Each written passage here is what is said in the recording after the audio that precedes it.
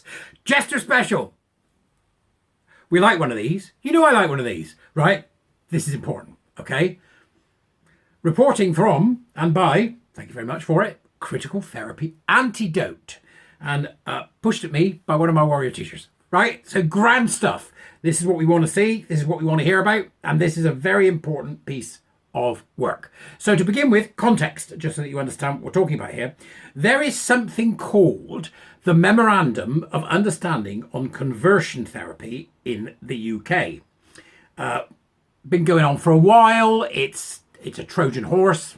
What a surprise. Conversion therapy. And Trevor Project, don't forget to put your thing below, will you? You bunch of tossers. Right, conversion therapy is the term for therapy that assumes certain sexual orientations, and here comes the bad bit, or gender identities are inferior to others. The 2017 Memorandum of Understanding makes it clear that conversion therapy in relation to gender identity and sexual orientation is unethical, including asexuality, right? So if you've got a condition that means that you're not sexually functioning, you can no longer look at it because you'll be converting someone. If you try and go, it might be a good idea if you had a bit of sex, right? Even with yourself, right? Okay? Nonsense, right? So it's been nonsense since the beginning because it's got asexuality and gender identity in it. Take that out, and we know that conversion therapy for sexual orientation is a nonsense, and it has been for years, all that vomiting and injecting people with drugs and electrocuting them, right? Okay, so this is a nonsense Trojan horse to get gender identity ideology and trans nonsense into the mainstream. Okay, now, so this Memorandum of Understanding, which has been around since 2017, says that the public are well informed about the risks of conversion therapy. Healthcare professionals and psychological therapists are aware of the ethical issues and blah, blah, blah, blah, blah, right? And it was signed by the Association of Family Therapy, BACP, the British Association of Behavioural and Cognitive Psychotherapists, Gendered Intelligence, GLAD, NHS England, NHS Scotland and NHS Wales, UK Council of Psychotherapy, the Royal College of Psychiatrists signed it, right? So these people signed this without knowing that it was a Trojan horse for gay conversion therapy, which is what it is. It's a Trojan horse for gay conversion therapy, right? So, I'm really pleased to see that we've got from Critical Therapy Antidote, links as usual in the doobries, that we have a very, very good announcement indeed. Drum roll, drum roll. Give me a drum roll. Okay, the UK Council for Psychotherapy withdraws from the Memorandum of Understanding on Conversion Therapy. Council for Psychotherapy. They said, no, we're not doing it. It would be hard to overstate the significance of this announcement made today by the UKCP, the second largest professional therapy body in the UK, that it has decided to remove its signature from the Memorandum of Understanding. May this bring us a cascade, nay, a waterfall of people doing the same thing.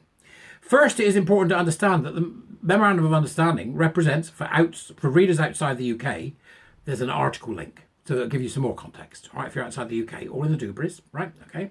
In summary, the Memorandum of Understanding is an interprofessional agreement against conversion therapy, including gender identity, and there's your problem, because it doesn't exist, signed by leading UK therapy organisations, employers of therapists and activist organisations, including Stonewall.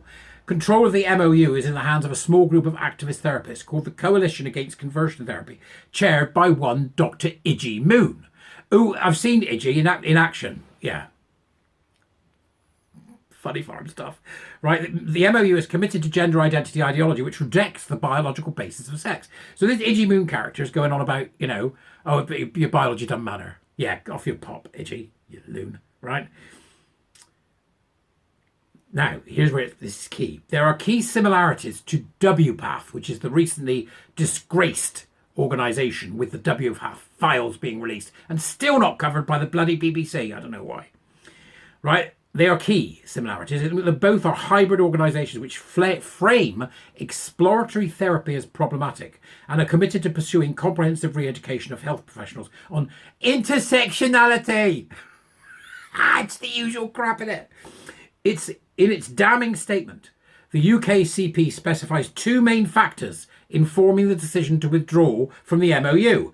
The first involves concerns that the MOU applies to both adults and children, which raises serious safeguarding issues. Yes, at last. The second is the failure of the CACT, which is the people that are behind it all, the coalition, to respond to requests to discuss these safeguarding issues. So they've gone to the coalition that put the MOU together and said, listen here, We got worries about children. We like to talk about safeguarding. You want to talk about what? Safeguarding. They want to talk about safeguarding. When I say run, run. Run! They don't like it, help them.